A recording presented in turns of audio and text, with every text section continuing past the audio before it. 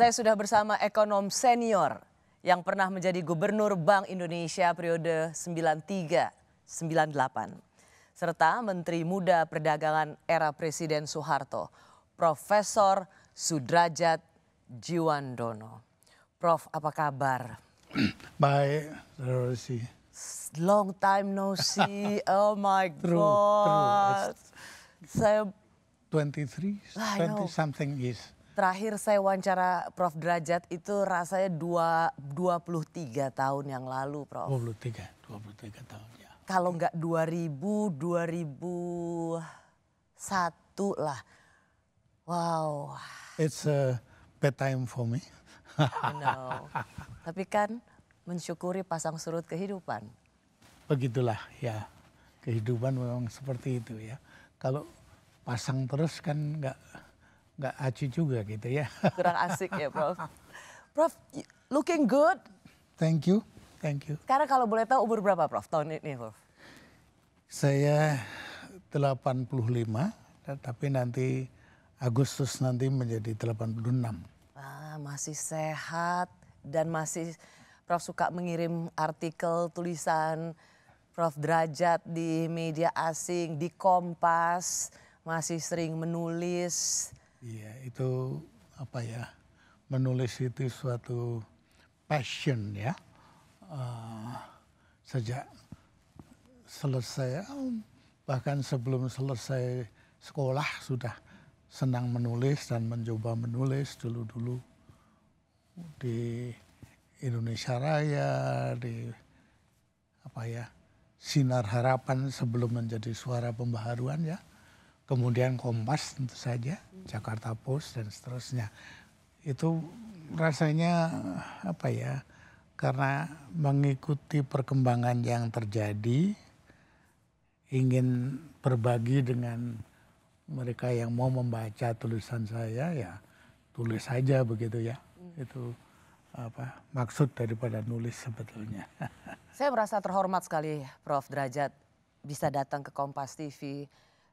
Berbincang di program Rosi. Satu kehormatan untuk saya, Prof. Terima kasih. Rasanya penting untuk mendengar pengalaman Profesor Sudrajat Djiwandono. Memulai karir sebagai seorang peneliti malang melintang di Bappenas. Menjadi asisten atau staf khusus seorang begawan ekonomi Profesor Sumitro Joyo Hadikusumo yang kemudian menjadi mertua. Lalu menjadi Menteri Muda dan kemudian menjadi Gubernur Bank Indonesia. Prof, tapi kenapa waktu itu Prof 98 lama tidak ada di Indonesia?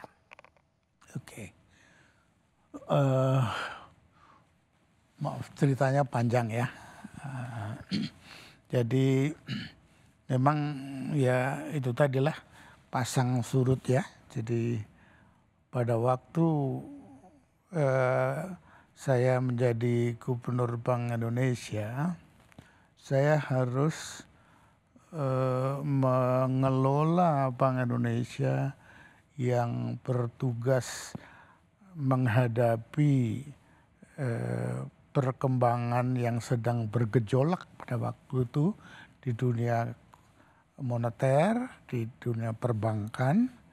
Dan ini yang menyebabkan ya harus putar otak, boleh dikatakan berapa bulan gitu hampir tidur di kantor sebetulnya bersama dengan teman-teman dekat untuk ya merekayasa bagaimana supaya kita apa ya bisa selamat dari badai yang sebagaimana diketahui kan dimulainya dari serangan terhadap Thai baht ya yang diserang oleh spekulan menjadi sangat melemah, tapi cepat sekali setelah Thai baht kena terus merembet ke negara tetangga ya, bahkan Singapore dollar yang lebih kuat dari kita juga terkena, ringgit Malaysia dan tentu saja rupiah.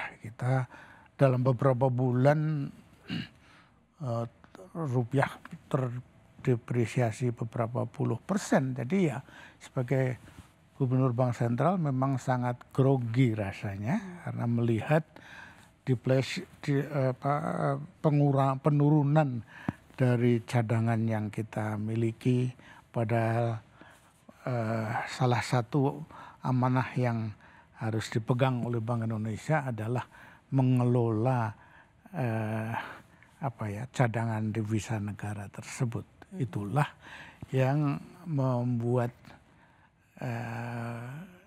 tahun itu menjadi tahun yang sangat penuh cobaan bagi saya dan beberapa rekan. Ya.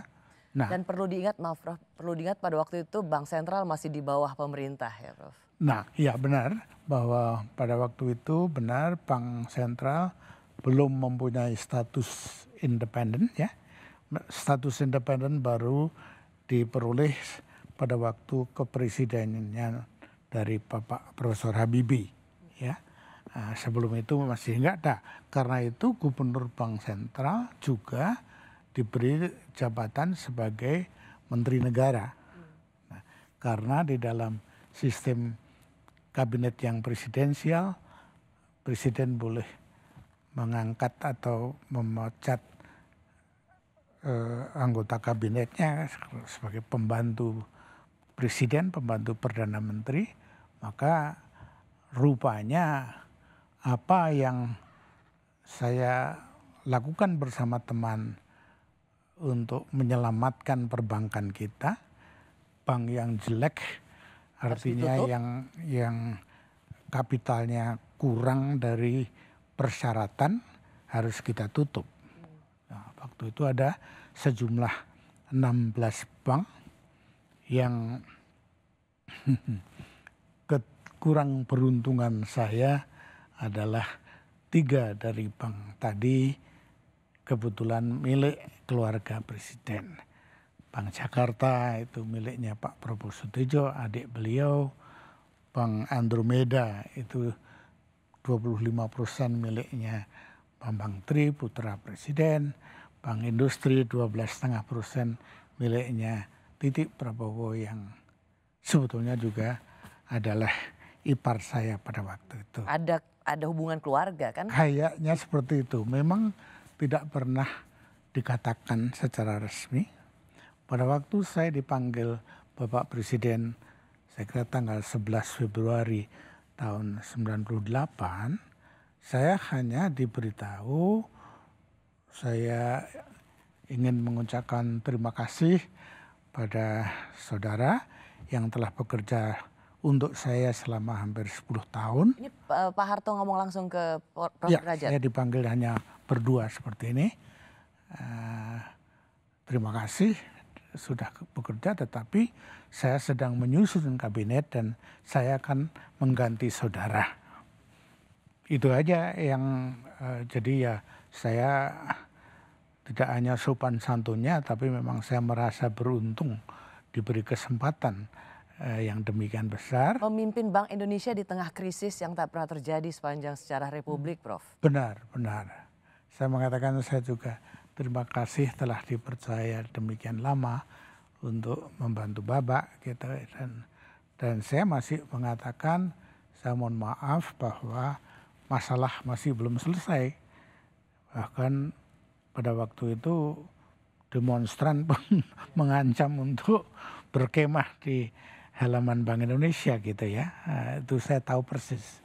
Tapi bagi saya sendiri ya sedih ya. Karena apa?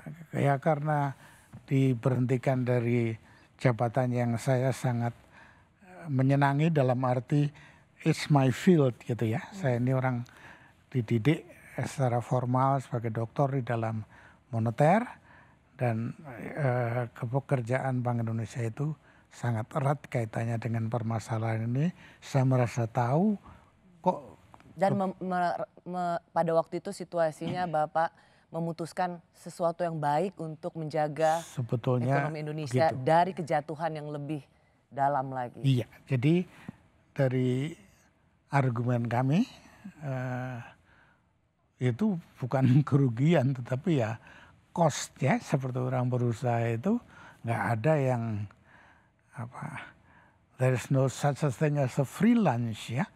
Anything yang kita inginkan mesti ada biayanya. Nah, saya menganggap ini sebetulnya biaya bahwa bank yang jelek harus ditutup gitu. Tapi kalau tidak ditutup, kerugiannya akan lebih besar lagi.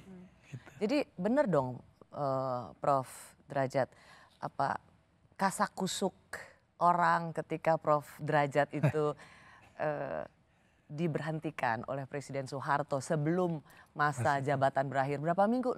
1,5 bulan.